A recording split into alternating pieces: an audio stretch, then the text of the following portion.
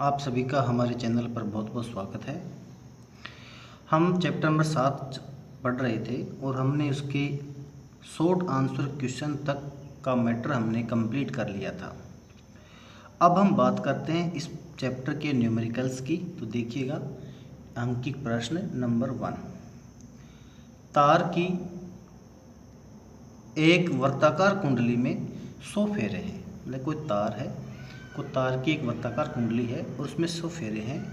प्रत्येक की त्रिज्या 8 सेमी है एवं इसमें 0.4 एम्पियर विद्युत धारा प्रवाहित हो रही है। देखो, n बराबर कितने हैं, 100 फेरे हैं।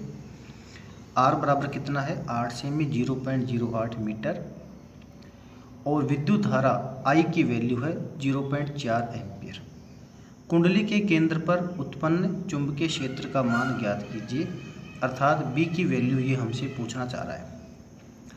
8 सेमी से ये क्यों आया, ये तो शायद आप समझते भी होंगे। सेमी को मीटर में कन्वर्ट करने के लिए 100 का भाग लगाया जाता है, 8/100।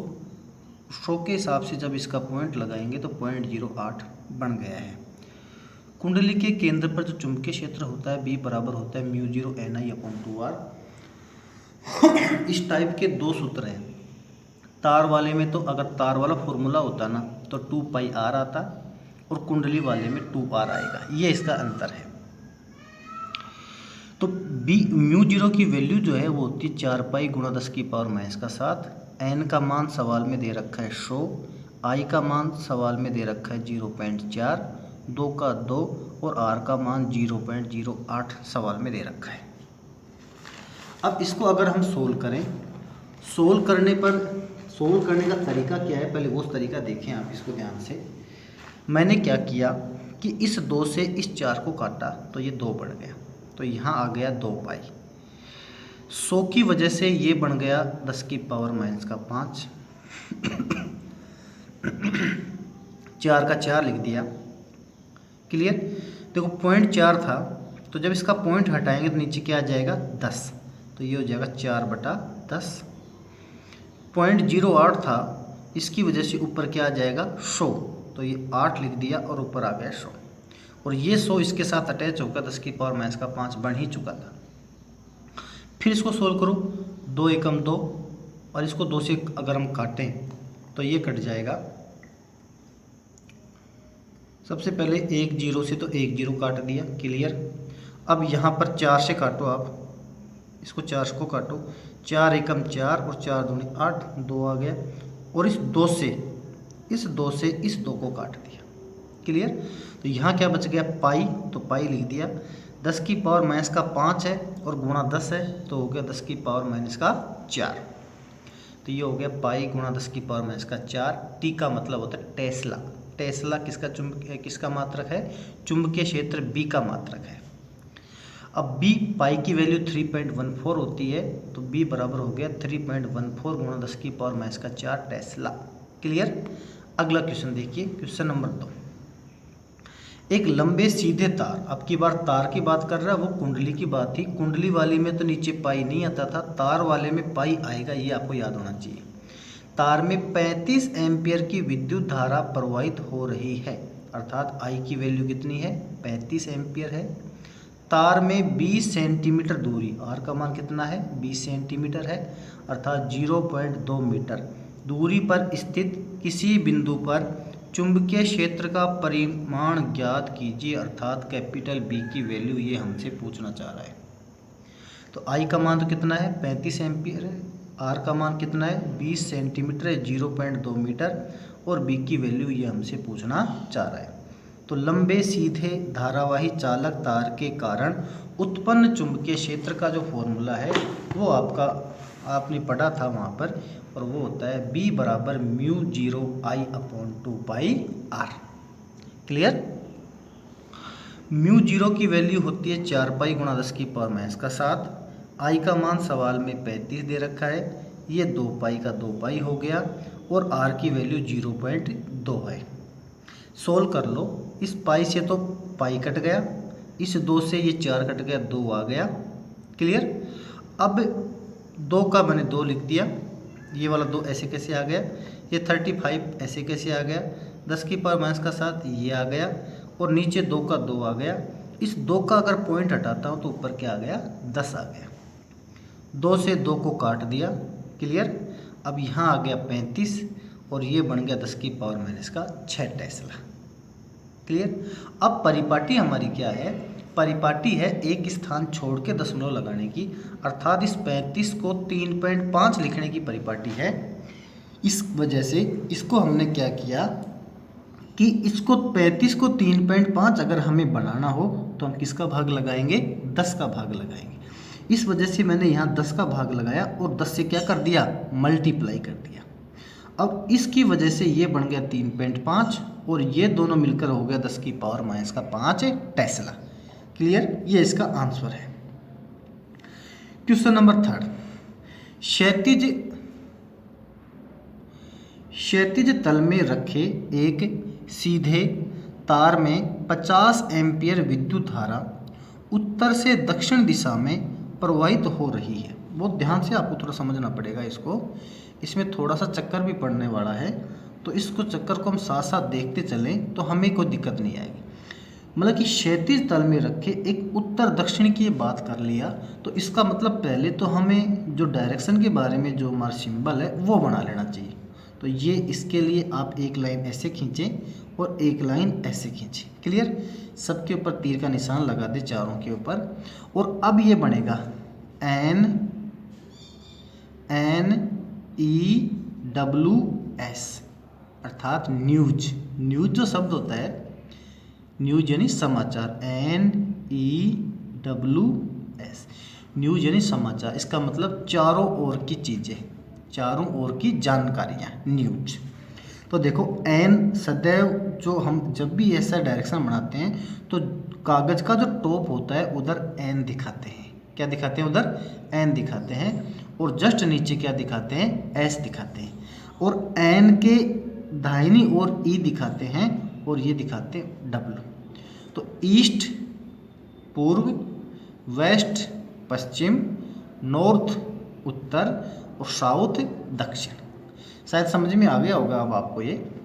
अब सवाल कह रहा है कि एक सीधा तार है, ये सीधा तार बना दिया, इसमें 50 एम्पियर की विद्युत धारा, ये 50 एम्पियर लिख दी, उत्तर से दक्षिण की ओर, उत्तर ऊपर था, दक्षिण नीचे था, तो ये ऊपर से नीचे की ओर ये तीर का निशान हमने बना दिया कि इस तार में ऊपर से नीचे की ओर 50 एम्पियर की विद्युत धारा बह रही है। आगे देखिए, तार के पूर्व में, ये तार जो था पूर्व इधर है, तो इसका मतलब तार का पूर्व इधर ही आएगा, कि पूर्व में 2.5 मीटर दूरी पर, कितनी दूरी पर, 2.5 मीटर दूरी पर स्थित किसी बिंदु पर, यहाँ पर कोई बिंदु है, चुंबकीय क्षेत्र कैपिटल बी का, यहाँ चुंबकीय क्षेत्र कैपिटल बी का परिमाण और उसकी दिशा ज्ञात कीजिए। कुल मिला के बात है, ये तार है और तार से 2.5 मीटर दूर हमें चुंबकीय क्षेत्र की वैल्यू को फाइंड आउट करना है।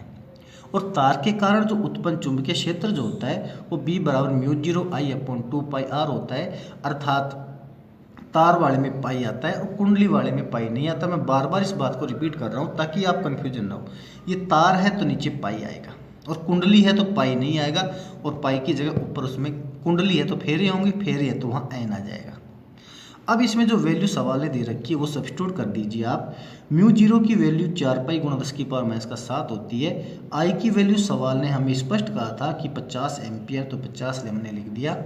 2π का 2π हमने लिख दिया, और आर की वैल्यू 2.5 है तो मैंने 2.5 लिख दी। 2π से 4π को काटा तो 2 बन गया, तो यहाँ 2 लिख दिया। अब 2 ऐसे कैसे, 10 की पावर माइनस का 7 भी ऐसे कैसे, ये 50 भी ऐसे कैसे। 2.5 का पॉइंट हटाएं तो क्या आ जाएगा, ऊपर 10 और नीचे ये बन गया 25। 25 को काटो, 25 दूनी 50, अर्थात 2 से कट गया। अब 2 दूनी कितने हो जाएंगे, 4, और ये दोनों मिलकर 10 की पावर क्या बन जाएगा, माइनस का 6। देखिएगा तो ये हो गया 4 × 10 की पावर माइनस का 6 टेस्ला आंसर। ये इसका आंसर हो गया। अब समस्या आ रही है कि इसकी दिशा भी वो हमसे पूछना चाह रहा था, मतलब कि वो हमसे डायरेक्शन भी पूछना चाह रहा था। तो इसकी डायरेक्शन क्या होगी, डायरेक्शन देखिए आप। दाएं हाथ के नियम से बिंदु P पर चुंबकीय क्षेत्र की दिशा ऊर्ध्वाधर ऊपर की ओर होगी।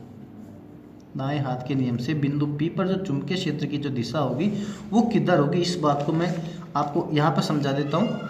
ठीक है, पेज पलटने की जरूरत नहीं पड़ेगी। ऐसे हमने तार बनाया था, याद होगा आपको, और इसमें 50 एम्पीयर की धारा बह रही थी, और यहाँ 2.5 मीटर दूरी पर, 2.5 मीटर की दूरी पर ये कोई बिंदु P था, और कह रहा है कि इस बिंदु P पर चुंबकीय क्षेत्र की दिशा बताइए। तो देखो आप, मैं इसको, मेरे दायां हाथ है, इसको इस हिसाब से सेट करता हूँ। देखो आप ध्यान से, ये मेरा दाहिना हाथ है, ये लो कर दिया। अब ये जो मेरा अंगूठा है, ये प्रवाहित विद्युत धारा की दिशा को रिप्रेजेंट कर रहा है। तो ये मुड़ी हुई जो अंगुलियां हैं ऊपर की ओर जो आ रही हैं, ये इसमें उत्पन्न चुंबकीय क्षेत्र की दिशा को व्यक्त करेंगी। इसका मतलब बिंदु P पर जो चुंबकीय क्षेत्र होगा वो कागज के तल के लंबवत बाहर की ओर होगा। ये बात हमको रिप्रेजेंट करनी है। देखो कैसे, तो देखो ये दाएं हाथ के नियम से बिंदु P पर चुंबकीय क्षेत्र की दिशा ऊर्ध्वाधर ऊपर की ओर होगी, ऊर्ध्वाधर ऊपर की ओर होगी। ऊपर आपको दिख रहा होगा, क्या लिख देता हूँ मैं, की ओर होगी। इसका मतलब मेरा हाथ ऐसे मुड़ा हुआ था ना, अर्थात ये अंगुलियां ऊर्ध्वाधर ऊपर की ओर, अर्थात यूं चुंबकीय क्षेत्र बाहर इसका निकलता हुआ आएगा। ये इसकी दिशा की बात हो गई थी। अगला क्वेश्चन देखिएगा, एक तार जिसमें 8 एम्पीयर की विद्युत धारा प्रवाहित हो रही है, 0.15 टेस्ला के एक समान चुंबकीय क्षेत्र में 30 डिग्री का कोण बनाते हुए रखा है। क्या क्या वैल्यू दिए, देखो 8 एम्पीयर की विद्युत धारा, आई की वैल्यू 8 एम्पीयर है, 0.15 टेस्ला, बी का मान 0.15 टेस्ला है, 30 डिग्री का कोण, थीटा का मान क्या है, 30 डिग्री का कोण है। इसकी एकांक लंबाई पर लगने वाला परिमाण क्या होगा, अर्थात F/L की वैल्यू। देखो एकांक लंबाई पर लगने ये कट रही हैं कुछ चीज़ें, लगने, मैं यहाँ लिख रहा हूँ, वाले बल का परिमाण क्या होगा। मतलब कि बल चाहिए इसको, F चाहिए, और लंबाई क्या है, एकांक, अर्थात L कहाँ आएगा इसका, नीचे, अर्थात ये इसको F/L चाहिए। क्लियर। तो देखिएगा आप इसको कि I का मान इसने 8 एम्पीयर दिया है, B का मान 0.15 टेस्ला दिया है, थीटा का मान इसने 30 डिग्री दिया है, और F/L की वैल्यू ये हमसे पूछना चाह रहा है। धारावाही चालक पर बल F बराबर ILB साइन थीटा होता है, ये हमने पढ़ लिया था बहुत पहले ही। तो F/L बराबर क्या हो गया, IB साइन थीटा। क्लियर। तो F/L बराबर हो जाएगा, I की वैल्यू सवाल ने 8 एम्पीयर दिया था, B का मान 0.15 दिया था, और थीटा का मान 30 दिया था। तो क्या लिख दिया मैंने, साइन 30। साइन 30 की वैल्यू होती है भाई 1/2, और ये 8 गुणा 0.15 लिख दिया मैंने। अब ये जो 8 है, इस 8 को काटा 2 से तो यहाँ 4 आ गया, और 15 चौक 60 होते हैं, तो ये हो गया 0.60। इसको इससे मल्टीप्लाई तो 0.6 आ जाएगा। मात्रक की बात करूँ, F का मात्रक न्यूटन होता है, L का मात्रक मीटर होता है। ये इसका आंसर हो गया है कि 0.60 न्यूटन प्रति मीटर। अगला, एक दूसरे से 4 सेंटीमीटर की दूरी पर रखे 2 मीटर लंबे, इससे 2 लंबे तार, 2 लंबे सीधे समांतर तार, मतलब कि 2 तार हैं, लंबे हैं, सीधे हैं, समांतर हैं, और एक दूसरे से 4 सेंटीमीटर की दूरी पर रखे हैं। तारों A व B से क्रमशः, ये क्रम ही दिख रहा है आपको, मैं इसको क्रमशः यहाँ लिख देता हूँ। देखो यहाँ पर ध्यान से देखें आप, क्रमशः। क्लियर। क्रमशः 8 एम्पीयर एवं 5 एम्पीयर की विद्युत धाराएं एक ही दिशा में प्रवाहित हो रही हैं। तार के खंड पर बल का आकलन कीजिए। पहले सवाल के अनुसार हम इसका डायग्राम बनाते हैं, और जब डायग्राम इसका बन जाएगा तो हमें समझ में आ जाएगा। और डायग्राम कैसे बनेगा, देखो आप कि ये 2 वायर हैं। क्लियर। 2 वायर हैं, और ये दोनों वायर एक दूसरे से कितने सेंटीमीटर की दूरी पर हैं, ये दोनों एक दूसरे से 4 सेंटीमीटर की दूरी पर है। क्लियर। तो और साथ में इसने कहा है कि दोनों तारों में जो विद्युत धारा बह रही है उसके बारे में क्या कहा है इसने, एक ही दिशा में विद्युत धारा बह रही है, 8 एम्पीयर और 5 एम्पीयर की। अर्थात इस वायर में 8 एम्पीयर की धारा बह रही है, मान लीजिए मैं इसको 8 एम्पीयर कह रहा हूँ, 8 एम्पियर और इसमें 5 एम्पियर। एक दिशा में विद्युत धारा बह रही है, इसलिए मैं इसको 8 एम्पियर और 5 एम्पियर कह रहा हूँ। अब सवाल कह रहा है कि इसकी एकांक लंबाई पर लगने वाले बल की वैल्यू को फाइंड आउट कीजिए। इस पोजीशन में जो हमने फॉर्मूला वहाँ डेराइव किया था वो था F/L = μ0 I1I2/2πr। आपको याद होना चाहिए। R की वैल्यू 4 सेमी सवाल ने दी जो 0.04 मीटर के बराबर है। I1 की वैल्यू 8 एम्पियर, I2 की वैल्यू 5 एम्पियर और L की वैल्यू 10 सेमी जो सवाल ने हमें दी है। सारी वैल्यू जब इसमें आप रखोगे तो F/L = μ0 की जगह 4 पाई गुणा 10⁻⁷, I1 की जगह 8, I2 की जगह 5, 2 पाई का 2 पाई और स्मॉल r की जगह 0.04। 2 पाई से 4 पाई कट गया तो 2 आ गया, तो यहाँ आ जाएगा 2 10⁻⁷, 8 गुणा 5 और इसका मैं अगर पॉइंट हटा दूँ तो ये हो जाएगा 100 और नीचे बन गया 4। सोल्व कर लीजिए। अब 4 एक बार कट गया और 8 2 बार कट गया। अब आगे देखो, 5 दूनी 10 होते हैं, ये 2 ऐसे कैसे हो गया, ये 5 दूनी 10 होते हैं और ये कितना हो गया 100 ऑलरेडी था, 1000 हो गया अर्थात 3 जीरो हो गई। ये 3 जीरो से ये बन जाएगा 10⁻⁴। या फिर F बराबर हो जाएगा 2 गुणा 10⁻⁴ गुणा L और L की वैल्यू 0.1 मीटर सवाल ने दी है, तो ये हो जाएगा 2 गुणा 10⁻⁵ न्यूटन आंसर। और विद्युत धाराएं दोनों तारों में एक ही दिशा में बह रही हैं, इसलिए इनके मध्य आकर्षण का बल लगेगा। ये इनके बीच में लगने वाला बल है। और अगर ये अपोजिट डायरेक्शन में होती तो कौन सा बल लगता, बोलिए, प्रतिकर्षण का। आगे मैं बात करता हूँ। अगला क्वेश्चन है, पास पास फेरों वाली एक परिनलिका 80 सेमी लंबी है, अर्थात परिनलिका की जो लंबाई है कैपिटल L की वैल्यू 80 सेंटीमीटर है। इसमें 5 परतें हैं। कितनी परतें हैं? 5।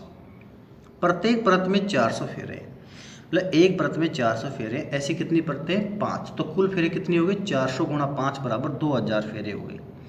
परिनलिका का व्यास 1.8 है, 0 है, जो भी है, ये इसको इतना सेंटीमीटर परिनलिका का व्यास है। इसमें कहीं लिख रखा हो, देखता हूँ मैं, तो इस काम तो आएगा नहीं, कहीं पर भी कहीं नहीं दिया, क्योंकि इसका व्यास कहीं काम आएगा नहीं। तो ये 1.0 भी मान लो तो कोई दिक्कत नहीं है, ठीक है। यदि इसमें 8